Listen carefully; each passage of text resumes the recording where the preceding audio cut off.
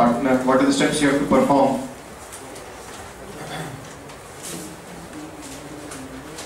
Accounting for death of a partner.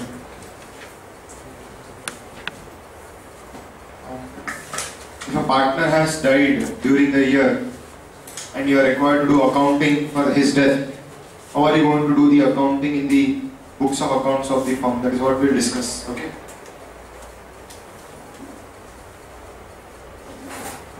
Suppose our accounting period starts on 1st April 14 and death has happened somewhere on 15th August 2014. Independence Day. This man has got independence from life. He has died on 15th August, date of death. Okay. Now, as soon as the death happens, first of all, he will be cremated. For next 1-2 months, business will go on without that particular partner. Suppose there are 3 partners, one of the partners has died. Remaining partners will continue the business. After 1 or 2 months, the partner who has died, his relatives will wake up. His son, daughter, wife, they will wake up and they will come to the firm and they will say, our relative was a partner in this firm. He had invested a lot of capital in the business. Please settle the amount. Give us the money back. They will start claiming the amount. Yes or no? How much will you pay them? How much will you pay them? Suppose there are 3 partners, partner A, B, C. Partner A died. On which date? 15th August. Now his relatives come to the firm and they want the money back. How much will you pay? How much will you pay? Or how will you settle the account? So we have to perform certain steps to first of all find out that amount. 1. Revaluation of assets and liabilities. So legal heirs of A will demand the firm to do revaluation of assets and liabilities. Revaluation of assets and liabilities may lead to profits or losses, and in those profits or losses all partners will have share, including the partner who has died. Is it clear? So we have to revalue the assets and liabilities. If there are any profits or losses, all profits or losses have to be shared among all the partners in their old profit sharing ratio. Is it clear? Second, sharing of accumulated profits or losses. Suppose in the balance sheet there are some reserves, general reserve, workman compensation fund which is free, investment fluctuation reserve, sinking fund. These are accounts where the balance has been built out of profits.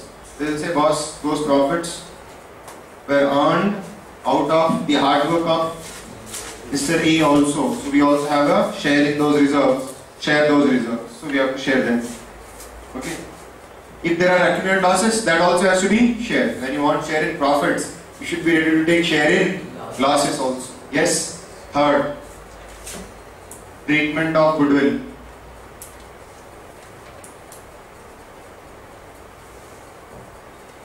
You have to give treatment to goodwill. Now, partner A has died and he is now going to sacrifice his share in future super profits in favor of B and C. So B and C would have to compensate A for his share of super profits in the future. Yes or no? So you have to give treatment of goodwill. Treatment of goodwill, death of a partner, treatment of goodwill, retirement of a partner, one and the same. So gaining partners capital accounts have to be debited and sacrificing partners capital account has to be credited.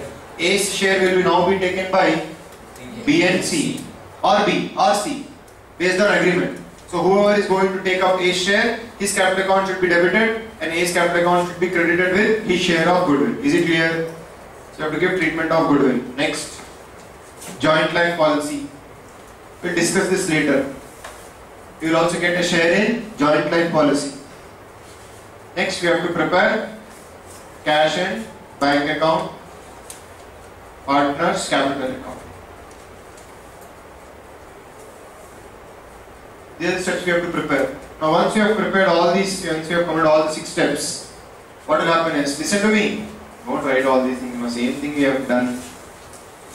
Now once you have completed all these steps, we will now come to know how much is due to the partner who has died. How much you have to pay him? Opening capital, add share in revaluation, profits or losses, add share in accumulated profits or losses, add share in goodwill, add share in joint life policy, minus drawings if any. If he has done some drawings, that has to be subtracted. That will give you the amount which is due to the partner who has died. Is it clear? But apart from that, look at the board. Our accounting period starts on this date. Death happened on 15th August. So for how many months was he alive when the business was done? 4 months. April, May, June, July. 4.5 months. 4.5 months. So whatever profits have been earned for this 4.5 months, in these profits A, B and C, all 3 of them will have a share. Because A was a partner when those profits were earned. So we have to give not only credit for capital balance, share in profit, share in goodwill, share in joint life policy, we have to also give the partner credit for share in profits earned for the period for which he was alive. Is it clear? So if you prepare partner's capital account, this is the capital account of the partner who has died. We'll credit his account with opening balance. Share in reserves. Share in goodwill. Share in JLP. Yes.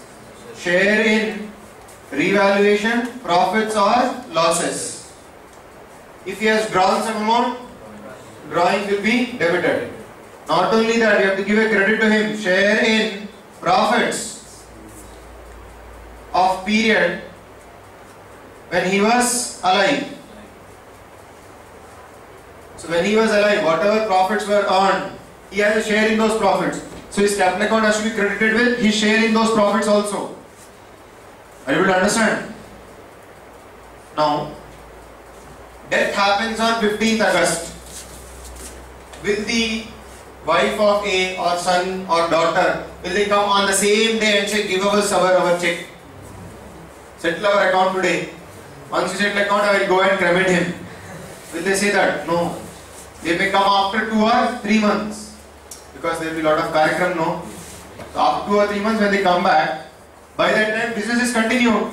Suppose they come and claim their account on 1st December 2014. So for this period, again firm would have earned some profits. Yes. So legal heirs of A will claim a share in these profits also. Yes, they will claim. Why will not they claim? Did you pay them their amount on 15th August?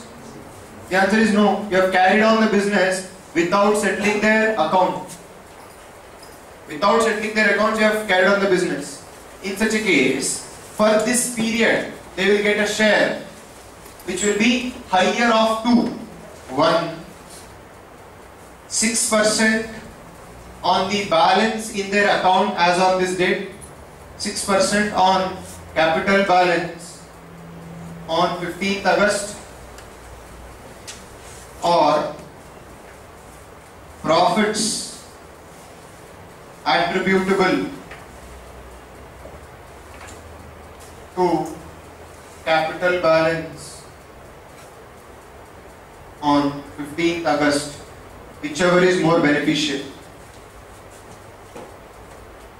So, as per the Partnership Act, the legal heirs of the retiring partner, they can claim either 6% interest.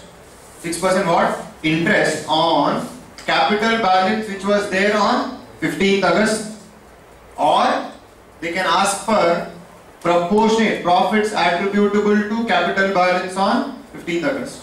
Or they can ask, boss, on the capital balance which was there on 15th August, whatever profits you have earned, give us those profits. Whichever is more beneficial. If they feel they are getting more amount because of this calculation, they can claim that. If they feel they are getting this calculation is more beneficial for them, they can claim this. So Partnership Act provides, if the business of the partnership firm is continued after the death of a partner without settlement of the accounts, then the legal heirs, successors of the partner, can claim either A, 6% interest on capital balance on the date of death, or profits attributable to their capital balance. The capital balance is there on the date of death, whichever is more beneficial. Okay, but profits before the date of death, they can claim share in profits as per the profit sharing ratio. But profits after the date of death, but before settlement. Settlement means you call the legal heir, the firm will call the legal heir, settle the account, give them a check and send them back home. Or tell them, boss, we are not able to pay the amount, we'll convert your amount into a loan and repay it in installments. Till the time settlement happens, you have to claim, the legal heirs of the partners can claim profits in this manner. 6% interest on their capital balance on the date of death, or profits attributable to capital balance on this date, whichever is more beneficial to them. Once settlement takes place, they will not have any claim in profits. Once settlement doesn't mean you have to pay the amount and send them back home. At least you have to come to an agreement that, boss, this is the final amount which has to be paid to you. We are going to pay it in installments. If you are going to pay it in installments, you have to agree how much interest also you are going to pay. That is called a settlement. So once settlement happens, they will not have any share in profits. Is it clear? This is what we have to do in death of a partner. We will do a problem on this, and we will also learn about treatment of joint life policy. We will discuss first of all what is joint life policy. Write down the heading.